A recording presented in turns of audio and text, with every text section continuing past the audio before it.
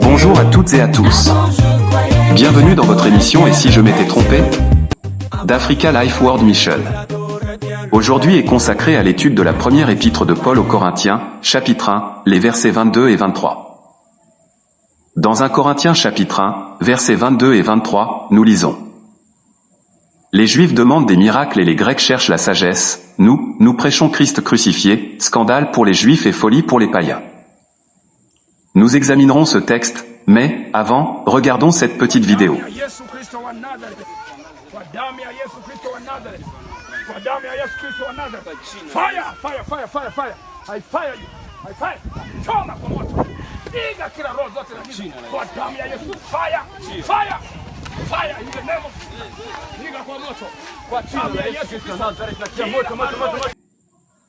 Nous voyons que le monsieur sur la vidéo voulait à tout prix faire un miracle. Pourquoi tenait-il tant à faire un miracle malgré les coups? À toi donc qui écoutes.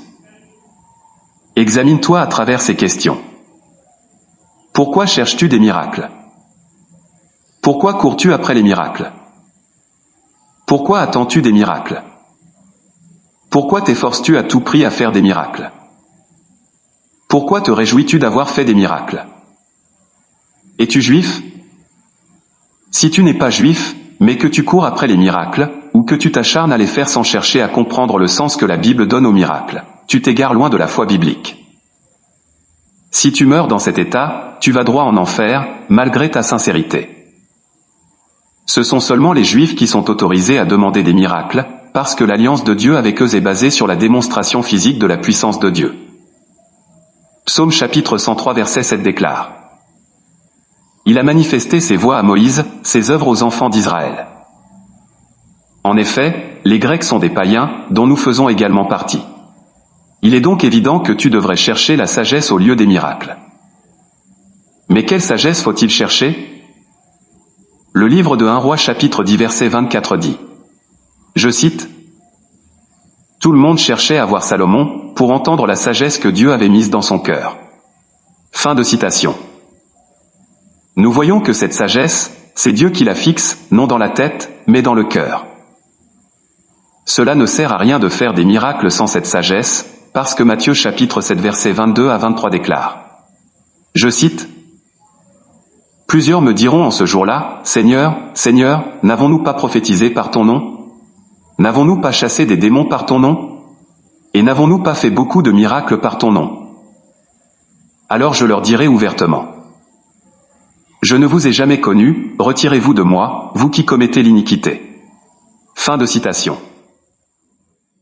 Quand et comment Dieu a-t-il mis sa sagesse dans ton cœur? Dans la première épître de Paul aux Corinthiens, au chapitre 1, le verset 21 est précis.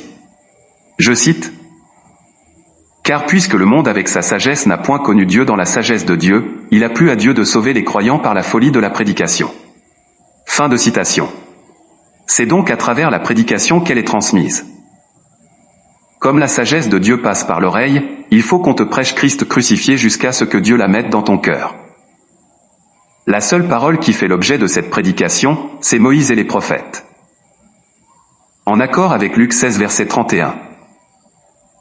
Et Abraham lui dit, s'ils n'écoutent pas Moïse et les prophètes, ils ne se laisseront pas persuader quand même quelqu'un des morts ressusciterait.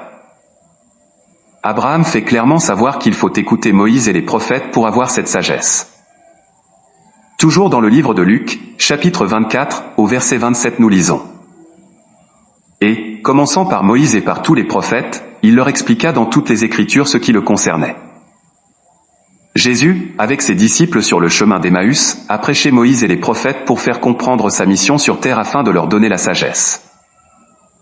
Enfin, dans Actes 28 verset 23, nous lisons. Ils lui fixèrent un jour, et plusieurs vinrent le trouver dans son logis. Paul leur annonça le royaume de Dieu, en rendant témoignage, et en cherchant, par la loi de Moïse et par les prophètes, à les persuader de ce qui concerne Jésus. L'entretien dura depuis le matin jusqu'au soir. Paul prêche Moïse et les prophètes pour faire connaître Jésus, la sagesse. En conclusion, il n'y a pas de salut sans cette sagesse ou cette connaissance. Tu ne peux pas déclarer être sauvé sans la connaître, parce que la vie éternelle est une question de connaissance, en accord avec Jean chapitre 17, verset 3. Je cite, « Or, la vie éternelle, c'est qu'ils te connaissent, toi, le seul vrai Dieu et celui que tu as envoyé, Jésus-Christ. » Fin de citation. Au lieu de chercher ou de te fier au miracle, écoute plutôt Moïse et les prophètes pour connaître la sagesse, c'est-à-dire Jésus-Christ. Africa Life World Mission est présente dans de nombreux pays en Afrique et dans le monde pour vous permettre d'écouter l'évangile du salut. Contactez-nous pour en savoir plus. Notre site web, realafricalifeworld.org. Écrivez-nous à missionparole@gmail.com.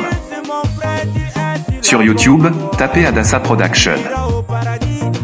Vous pouvez nous contacter également sur Facebook et Instagram sous le nom Africa Life World Mission ou par WhatsApp au numéro 00237 6 76 17 57 57.